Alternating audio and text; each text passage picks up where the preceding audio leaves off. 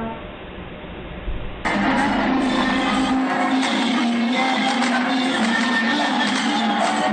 is all happening right outside our church here.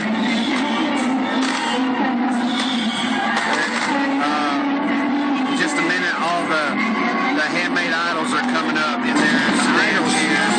The idols are in those little red boxes on the back of the truck. Usually it's hard to see them from a distance, but they're sitting in there like they were real people. And these idols, they sit inside the temple. Look, this lady right here is worshiping. She's worshiping that idol right there. And this other person,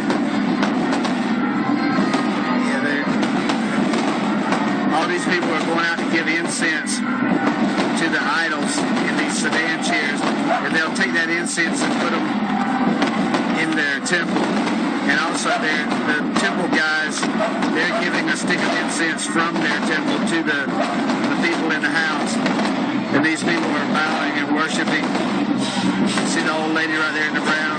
She's worshiping all of these idols that are going by. And I guess the reason they do this is, well, of course, they don't worship, that they're not Christians, apparently. It doesn't mean, though, that they're really bad people or anything. They, if you get to know them and talk to them, they're somebody's mother, they're somebody's daughter, they're somebody's sister. They just, maybe in their tradition, haven't had many people come here and tell them about Jesus. Or maybe some other generation, maybe the generation before them kept Jesus away from this generation. Who knows? But this is one of the things that we're trying to do, is just tell them about Jesus and let them choose for themselves if they'd like to believe in Jesus.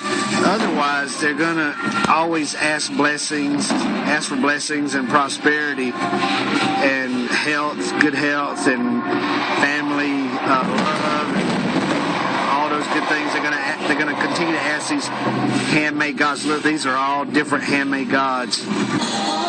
This old guy, he lives right across the street from us. I know Jesus loves him. I don't know how old he is, probably 70. He's burning ghost money. And the idea behind that is that he's providing income or something, economical resources to those in his family that have already died. Maybe thinking that they need something in the afterlife, and that this money will help be able to buy. This lady next door, she's doing the same thing. But when I see something like this, I have to ask myself, do unbelievers, do they really go to hell? When I see stuff like this, it raises a lot of questions. It really stirs me up on the inside. And these are people that God created. He loves them, and they're worshiping Matsu instead of him. And I wish it was different. I wish there was enough missionaries to go around, This is just one little island here in Taiwan. But this probably goes on in countries all over the world. Really sad. Really, really sad.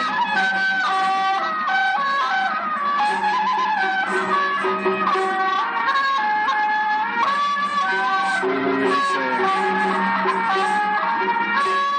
But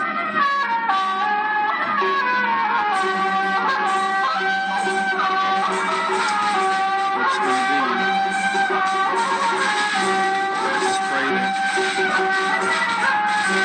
Pray that we can just continue to keep going and keep sharing Jesus with them. I pray that God will touch more people's hearts in countries where Jesus is well known.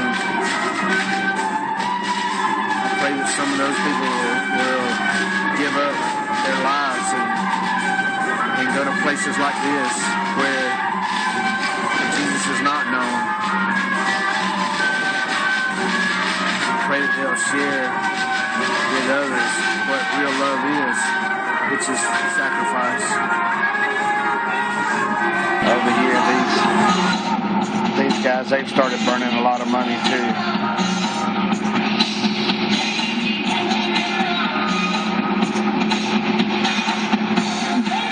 They usually do this twice a month on the 1st and the 15th, or during holiday times.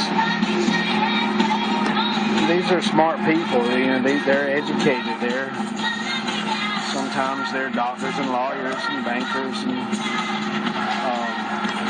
teachers, housewives, business people, shop owners, engineers.